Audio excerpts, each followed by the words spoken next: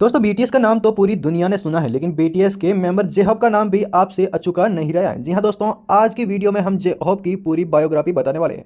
दोस्तों स्वागत है आपका ओपीक्यूआई यूट्यूब चैनल पर। क्या आपने कभी सोचा है कि एक ऐसा लड़का जो छोटे से शहर में सपने देखता था, एक दिन पूरी दुनिया को अपने डांस, मुस्कान और ऊर्जा से पागल कर देगा। आज हम बात करने वाले हैं उस कलाकार की जिसने सिर्फ गाने ही नहीं बल्कि करोड़ों लोगों की उम्मीद दी, खुशी दी और यह साबित किया कि मेहनत और जुनून इंसान को कहाँ से कहाँ पहुँचा सकता है। दोस्तों ये कहानी बीटीएस के सनशाइन जुंग हॉन्स्योक यानी जेहॉप की है। जेहॉप का असली नाम जुंग हॉन्स्योक है। उनका जन्म 18 फरवरी 1994 1994 को साउथ कोरिया के ग्वांजू शहर में हुआ था। बचपन से ही बहुत एनर्जेटिक थे। जहां दूसरे बच्चे सामान्य खेलों में समय बिताते थे, वहीं हॉन्स्योक को म्यूजिक और डांस की दुनिया अलग ही खींचती थी। उनका परिवार चाहता था कि वो पढ़ाई पर ध्यान दे, लेकिन हॉन्स्योक के दिल में कुछ और ही चल रहा था। उन्हें जब भी कोई बीट सुनाई देती, उनके शरीर खुद ब खुद डांस करने लगता। धीरे धीरे डांस उनके लिए सिर्फ हॉबी नहीं रहा, वो उनका सपना बन गया। जी हाँ, इसी की वजह से उनका नाम भी हॉबी लोग कहते हैं। स्कूल के दिन में जेहॉप स्ट्रीट डांस कंपटीशन में हिस्सा लेते थे। उन्होंने अंडरग्राउंड डांस टीम्स के साथ भी प्रैक्टिस की। उस समय किसी को अंदाजा नहीं था कि यह लड़का आगे चलकर दुनिया के सबसे बड़े म्यूजिक ग्रुप का हिस्सा बनेगा। लेकिन हर सपना आसान नहीं होता है। के पॉप इंडस्ट्री दुनिया की सबसे कठिन एंटरटेनमेंट इंडस्ट्री में से एक मानी जाती है। यहाँ सिर्फ टैलेंट काफ़ी नहीं होता, discipline, hard work, patience, mental strength, सब कुछ सही होता है। जेहॉप ने भी यही सब झेला। जब उन्होंने बिग हिट इंटरमेंट में ट्रेनिंग की, रूम में प्रवेश लिया, तब उनकी ज़िंदगी पूरी तरह बदल गई। घंटों प्रैक्टिस, स्लीपलेस नाइट, बार बार क्रिसमस और डेबिट का अंडर कैटनरी, कई ट्रेनिंग में हार मान लेना, लेकिन जेहॉप रुके नहीं। उनकी सबसे बड़ी ताकत थी उनकी पॉजिटिविटी। इसलिए आगे चलकर उनका नाम जेहॉप रखा गया, क्योंकि वो लोगों के लिए होप बनना चाहते थे। वो चाहते थे कि उनकी म्यूजिक और पर्सनैलिटी लोगों को खुशी दे। फिर आया वो पल जिसने इतिहास बदल दिया। जी हाँ, 2013 में बीटीएस ने डेब्यू किया। शुरुआती आसान नहीं था। आज बीटीएस को देखकर लगता है कि सफलता हमेशा उनके साथ ही, लेकिन सच्चाई बिल्कुल दोस्तों अलग थी।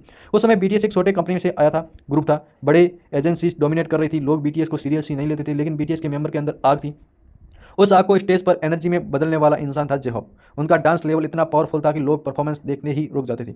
उनकी एक्सप्रेशन, मोमेंट, कॉन्फिडेंस सब अलग था। धीरे धीरे फैंस नोटिस करने लगे कि बीटीएस का परफॉर्मेंस मास्टर कौन है। जेहॉप सिर्फ डांसर नहीं थे, ये रैपर भी थे, सॉन्ग राइटर भी थे, परफॉर्मर भी, और कई बार ग्रुप के इमोशनल सपोर्ट सिस्टम भी। बीटीएस के मेंबर कई इंटरव्यूज में बता चुके हैं कि जेहॉप ग्रुप का मूड मेकर है। जब सब स्ट्रेस में होते हैं तब वही अटॉम स्पर्श को लाइट बनाते हैं, और उनकी स्माइल सिर्फ कैमरा के लिए नहीं होती, वो सच में लोगों को पॉजिटिव एनर्जी देते हैं। लेकिन उनकी ज़िंदगी में स्ट्रगल खत्म नहीं हुए थे। एक समय ऐसा भी आया था जब ट्रेनिंग पीरियड के दौरान उन्हें ग्रुप में हटाने की बात कही थी। ये सुनकर वो टूट गए थे, लेकिन बीटीएस के लीडर आरएम और बाकी मेंबर ने कंपनी से रिक्वेस्ट की कि जेहॉप ग्रुप में रहे, क्योंकि सभी जानते थे कि बिना जेहॉप के बीटीएस अधूरा है। सोचिए, अगर उसने जेहॉप ग्रुप छोड़ देते तो शायद आज का बीटीएस कभी बन ही नहीं पाता। समय बीत गया, बीटीएस दुनिया जीतने लगा। Dope, fire, mic drop, dynamite, butter, हर इरा में जेहॉप ने अपने परफॉर्मेंस से स्टेज को हिला दिया। उनकी एनर्जी इतनी एक्सप्लोसिव होती कि फैंस उन्हें ह्यूमन सनशाइन और डांस किंग कहते थे।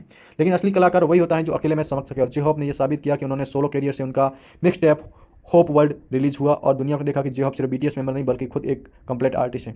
उनकी म्यूजिक में पॉजिटिविटी, एक्सपेरिमेंटल और इमोशनल डेप्थ थी। फिर आया जैक इन द बॉक्स। इस एल्बम में जेहॉप ने अपनी पर्सनैलिटी का डार्क और रॉ साइड दिखाया। ये सिर्फ म्यूजिक नहीं था, ये उनके अंदर का इमोशनल की कहानी थी।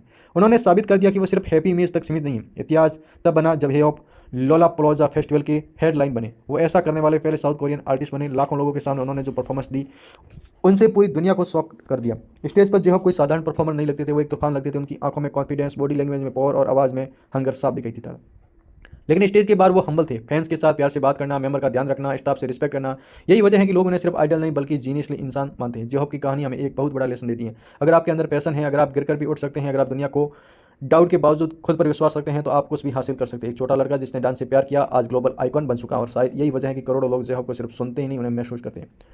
दोस्तों जेहॉप के लिए आपकी क्या राय है, कमेंट करके जरूर बताएं। साथ वीडियो को लाइक और चैनल को सब्सक्राइब कीजिए। हम इस चैनल पर दोबारा एक्टिव हो चुके हैं, और बीटीएस और ब्लैकपिल, इनफैन और स्ट्रे किड की हर न्यूज़ अपडेट आपको इसी चैनल पर मिलती रहेगी।